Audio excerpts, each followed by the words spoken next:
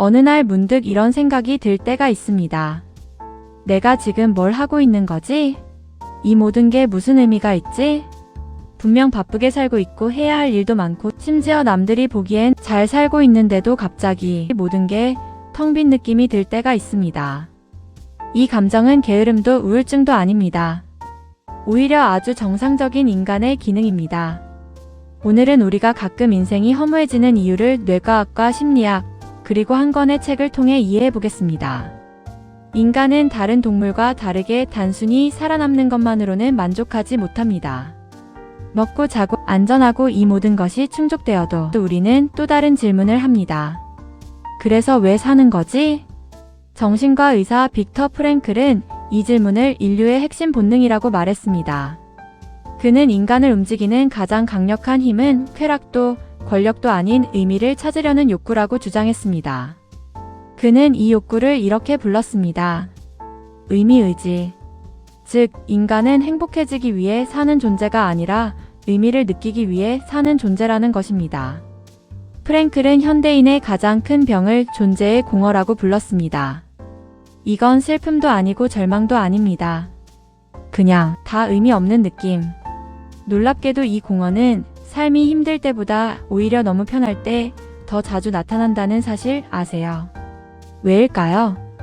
예전 인간의 삶은 단순했습니다. 생존해야 했다. 가족을 지켜야 했다. 부족을 위해 살아야 했다. 삶의 의미가 자동으로 주어졌습니다. 하지만 현대 사회는 다릅니다. 먹을 것도 충분하고 내 주위는 평화롭고 선택지는 무한합니다.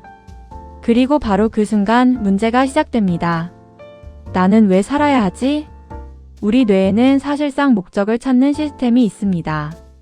뇌는 항상 질문합니다. 내가 하는 행동이 미래와 연결되는가? 지금의 고통이 가치 있는가? 내가 누군가에게 필요한 존재인가? 이 질문에 예스가 나오면 뇌는 강력한 보상을 줍니다.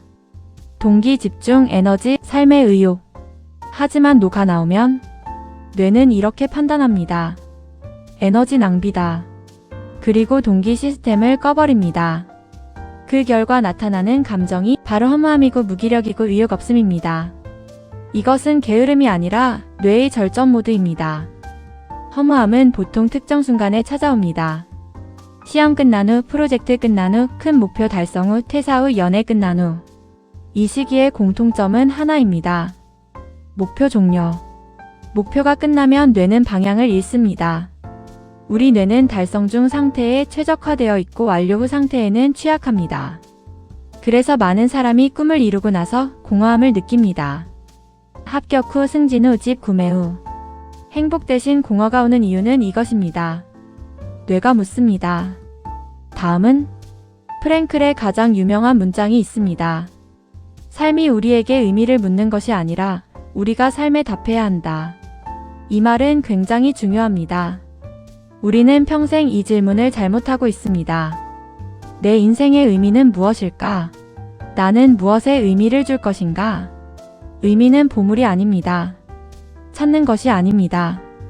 의미는 해석입니다. 같은 일을 해도 어떤 사람은 지옥이라 하고 어떤 사람은 사명이라 합니다. 상황이 의미를 만드는 것이 아니라 해석이 의미를 만듭니다. 프랭클은 강제 수용소에서 이 이론을 만들었습니다. 그곳에서 그는 놀라운 사실을 발견합니다. 희망을 잃은 사람들은 빠르게 무너졌습니다. 하지만 의미를 가진 사람들은 끝까지 버텼습니다.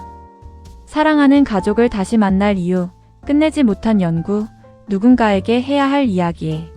미래의 이유가 있는 사람은 현재의 고통을 견뎠습니다. 이것이 인간의 가장 놀라운 능력입니다. 우리는 고통을 피하기 위해 사는 존재가 아니라 의미 있는 고통을 견디기 위해 사는 존재입니다. 이제 중요한 결론입니다. 허무함은 문제일까요? 아니요. 허무함은 신호입니다. 뇌가 말합니다. 지금 방향이 필요해. 즉 허무함은 삶이 망했다는 증거가 아니라 새로운 의미가 필요하다는 알림입니다. 다음에 허무함이 찾아오면 이 질문을 해보세요. 무엇을 하면 누군가에게 도움이 될까? 무엇을 배우면 미래의 내가 좋아할까? 무엇을 만들면 세상에 남을까? 행복을 찾지 마세요. 의미를 찾으세요. 행복은 의미의 부작용입니다. 우리는 종종 이렇게 생각합니다. 행복하면 삶이 의미 있을 것이다. 하지만 진실은 반대입니다. 삶이 의미 있을 때 우리는 행복해진다. 허무함은 끝이 아닙니다. 다음 챕터의 시작입니다. 지금 당신의 뇌는 묻고 있습니다. 다음은 무엇인가? 그리고 그 질문에 답할 수 있는 사람은 오직 당신뿐입니다.